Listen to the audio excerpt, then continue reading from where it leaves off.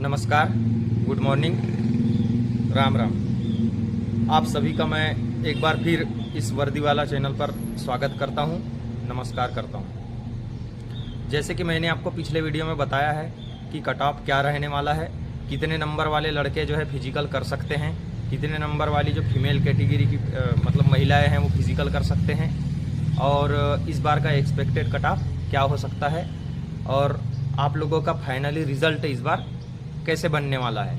इन सभी के बारे में मैंने आपको पिछले वीडियो में बता दिया हूं। अब आज हमारा विशेष रूप से मुख्य उद्देश्य रहेगा कि DEF मतलब जिला बल और SAF मतलब SF, इन दोनों के काम में क्या अंतर होता है। तो मैं सबसे पहले बता दूं, एक तरफ होता है जिला बल, जिसमें आप किसके अधीन रहेंगे, आप अपने SP के अधीन रहेंगे, पुलिस अधीक्षक यानी IPS अधिकारी होते हैं। और दूसरी तरफ आप रहेंगे कमांडेंट के अधीन, कमांडेंट भी IPS अधिकारी होते हैं और वो कमांडेंट कहलाते हैं।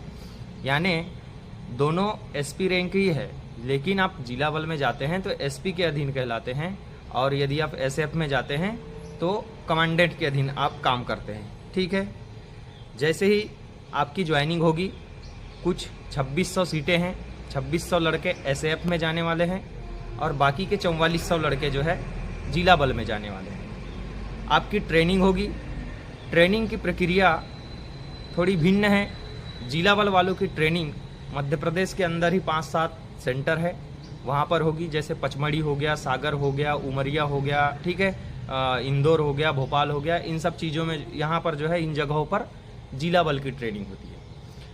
SAF की ट्रेनिंग थोड़ा सा भिन्न होती है, क्योंकि SAF का नाम है स्पेशल आर्म फोर्स, इसलिए जो है आर्म से रिलेटेड यानी राइफल से रिलेटेड यहाँ पर ज़्यादा ट्रेनिंग होती है। आपको राइफल की ट्रेनिंग ज़्यादा कराई जाती है, आपको ड्रिल थोड़ी ज़्यादा कराई जाती है। लेकिन जिला बल की ट्रेनिंग में ड्रिल और राइफल वेपन ट्रेनिंग थोड़ा कम कराई जाती है। जिला बल की ट्रेनिंग में ज़्यादातर पढ़ाई करवाई जाती है, ताकि आपको धाराएँ, IPC, CRPC, आप इन सब चीज़ों को समझ सको, कानून की किताब को पढ़ सको। जबकि SF में ऐसा नहीं होता है। SF में आपको कानून की किताब बिल्कुल भी नहीं पढ़ाएंगे, जिसमें आपको धाराएं, विवेचनाएं, इन्वेस्टिगेशंस, ये सारा चीज़ करना है। जैसे रैलियां होती है मंत्रियों की, है ना, कहीं पर कुछ धरना प्रदर्शन हो गया तो आपको क्या करना है, ये सारी चीज़ें जो है, कहीं कोई स्ट्राइक कर दिया या कुछ हो गया, कहीं मर्ग कायम करना है, कहीं पर नदी में आदमी डूब गए हैं या कुछ हो गया है, इन सब चीज़ें मतलब किताबी ज्ञान इधर जिला बल में दिया जाता है। जबकि SF में इसके जस्ट भिन्न होता है। SF में आपको सबसे ज़्यादा ट्रेनिंग दी जाती है वेपन्स की ट्रेनिंग, और आपकी फिजिकल फिटनेस की ट्रेनिंग सबसे ज़्यादा दी जाती है। दूसरी बात, जैसे ही आप ट्रेनिंग करके आएंगे, प्रत्येक ज़िले में कुछ थाने होते हैं, किसी ज़िले में 2 थाने, 4 थाने, 8-10 थाने होते हैं। उसके अंतर्गत 5, 6, 7 तहसीलें होती हैं। हर एक तहसील में 1-1 थाने होते हैं। तहसील के अंदर में भी और कुछ बड़े क्षेत्र होते हैं जहाँ पर भी थाना बना होता है। थाने के अलावा कुछ चौकी होती है। तो इन चौकियों में, इन थानों में जैसे ही आप ट्रेनिंग करके आओगे तो जिला बल के लड़के यहाँ पर जाएंगे जहाँ पर थाने हैं, चौकियाँ हैं, ठीक है, या ज़िले के अंदर जो थाने हैं, या तो फिर पुलिस लाइन में भी रह सकते हैं, ठीक है।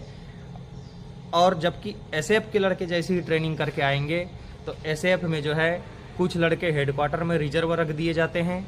सेम जैसे ही ज़िले के अंदर थाने होते हैं, वैसे ही SF के अंदर जो 26 बटालियन है पूरे मध्य प्रदेश के अंदर, हर एक बटालियन की 5-5 कंपनियां हैं, ठीक है। तो SF के लड़कों को भेज दिया जाता है कहाँ पर, कंपनी में। तो आप कंपनी जाएंगे, जैसे मान के चलो आपकी पोस्टिंग सागर में है 10 बटालियन में, तो सागर की कंपनी 5 जगह पर है, जैसे अनूपपुर में है, शहडोल में है, रीवा में है, ठीक है। इस प्रकार से जो है 5 जगह पर आपकी कंपनी है। तो 5 कंपनी है, कुछ लड़कों को किसी को वहाँ, किसी को वहाँ, किसी को वहाँ करके सभी लड़कों को अलग अलग कंपनी में भेज दिए जाएंगे। कुछ दिनों बाद में कंपनी 1 से 1.5 साल के बाद में एक रिफ्रेशर कोर्स होता है। रिफ्रेशर कोर्स करने के बाद आपको उस कंपनी से कहीं दूसरे ज़िले की कंपनी में भेज दी जाएगी, ठीक है। तो उम्मीद है आप SAF और जिला बल के काम को समझ गए होंगे। इसके बाद जैसे आपकी कुछ कंपनी है SAF के अंदर, कहीं मान लो कोई चुनाव ड्यूटी आ गई, तो आपको जो है चुनाव ड्यूटी के लिए कंपनी सहित दूसरे राज्यों में भेज दी जाती है, या तो फिर कंपनी के अलावा जो रिजर्व में लड़के रहते हैं हेडक्वार्टर के अंदर, तो मुख्यालय के अंदर, तो जो रिजर्व में लड़के रहते हैं उनको इलेक्शन ड्यूटी के लिए भेज दी जाती है। लेकिन जब बल की कमी पड़ती है, फोर्स की कमी पड़ती है, तब जाकर कंपनी वाले लड़कों को बुलाया जाता है। उम्मीद है आप एसएएफ और जिला बल का ये छोटा सा अंतर समझ गए होंगे। सेम इसी प्रकार जिला बल के लड़के भी ड्यूटी करते हैं, लेकिन वो कानून व्यवस्था की ड्यूटी अपने जिले में संभालते हैं। ठीक है, आप समझ गए होंगे। जब भी थाने में कोई रिपोर्ट लिखवाने के लिए आता है तो उसमें जो है 4 आरक्षक, 1 एसआई, 1 एएसआई, हेड कांस्टेबल, ये सब इन्वेस्टिगेशंस करते हैं। कहीं कहीं पर छोटा मामला रहा तो 2-3 लोग जाते हैं, बड़ा मामला रहा 4-5 लोग जाते हैं, और इससे बड़ा मामला रहा तो आसपास के 2-3 थाने के सभी पुलिसकर्मी एक साथ जाते हैं। इस प्रकार से जिला बल का काम होता है और एसएफ का काम आपने देख लिया होगा। फाइनली आप कह सकते हैं यदि आपको एसएफ मिलता है तो आप फाइनली जनता के टच में नहीं रह पाएंगे। ठीक है, यदि आपको जिला बल मिलता है तो आप जनता के टच में रह पाएंगे, आप जनता से मेल मिलाप करते रहेंगे। एसएफ इससे थोड़ा भिन्न है। नौकरी जैसे मैंने आपको पहले दिन बताया था, दोनों ही नौकरी बेस्ट है। नौकरी में दोनों की सैलरी भी सेम है। सैलरी के बारे में मैंने बोला था, और मैंने यहाँ तक बोला था आपको कि यदि आप अच्छे से मेहनत कर लोगे तो आपको जिला बल मिल जाएगा, और आप यदि 1-2 नंबर से कम हो गए तो आपको एसएफ मिल जाएगा। कुछ लड़कों को थोड़ा सा बुरा लगा है एसएफ वालों को कि भाई तुम्हारा बताने का तरीका गलत है यार, तुम एसएफ के बारे में बुराई करते हो। भाई मैं बुराई नहीं कर रहा, मैं आपको सिर्फ सचेत किया था। मैं सोच रहा था कि भाई हमारे बाद वाले जो भाई है, जो पुलिस बनने वाले हैं, वो कम से कम मेहनत कर ले थोड़ा सा, तो हो सकता है जिला बल मिल जाए। बाकी एसएफ में तो नौकरी करनी ही है। अगर से आपका नाम आया तो 2600 सीटें हैं, मैं आपको पहले भी बोल चुका हूँ, दोनों की जॉब के बारे में बता चुका हूँ। ठीक है, चलिए, ये एसएफ और डीएफ का थोड़ा सा अंतर था, आप समझ चुके होंगे। इसके बाद मैं आपको बताऊंगा इस बार का कट ऑफ क्या जाने वाला है। ठीक है, जैसे कि कट ऑफ के बारे में मैंने बता दिया था, 2017 और 2022 बेस का जो पीडीएफ है, फाइनल कट ऑफ है, उसका मैंने बहुत अच्छे से स्टडी किया है, शायद आप लोग भी जान रहे होंगे।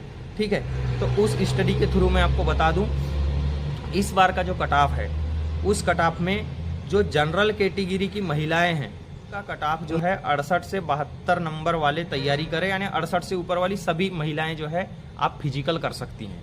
जबकि पुरुष की बात करें तो 70 प्लस वाले पुरुष ही जो है रनिंग करे, फिजिकल करे। ठीक है, यानी श्योर मान के चलो स्कोर को। इसके बाद में क्या है, मध्य प्रदेश में नॉर्मलाइजेशन वाला सिस्टम आपको पता हो जानी चाहिए, क्योंकि कभी 2-4 नंबर कम हो जाते हैं, कभी किसी के 2, 4, 8, 10 नंबर बढ़ जाते हैं। इसीलिए जो है नॉर्मलाइजेशन के मेथड के हिसाब से मैं आपको थोड़ा 5-10 नंबर कम ही बताता हूँ, कम से कम 5 नंबर तो कम ही बताता हूँ। ठीक है, इसके अलावा ओबीसी के जो मेल कैंडिडेट है, मैंने बताया है कि 65 प्लस वाले जो मेल कैंडिडेट है सभी के सभी तैयारी करिए। ओबीसी के जो फीमेल कैंडिडेट है 60 प्लस वाले सभी के सभी तैयारी करिए, फिजिकल की तैयारी करिए। इसके बाद SC ST जो है, SC और ST जो है 55 प्लस में जो फीमेल कैंडिडेट है वो तैयारी करिए, और मेल कैंडिडेट है वो 60 प्लस में तैयारी करिए। इस प्रकार से आप अपने फिजिकल की तैयारी कीजिए। EWS वाले नाराज मत हो जाना, EWS वाले जो 65 प्लस है फीमेल कैंडिडेट वो तैयारी करें, और 68 प्लस है EWS वाले वो जो है फिजिकल की तैयारी कीजिए। आप यदि फिजिकल अच्छा देंगे तो आपको नंबर बढ़िया मिलेगा और आपका मेरिट फाइनल लिस्ट में नाम आ जाएगा। इस प्रकार आप मध्य प्रदेश पुलिस बन जाएंगे। अब बात कर लूँ मैं मध्य प्रदेश पुलिस की सैलरी की।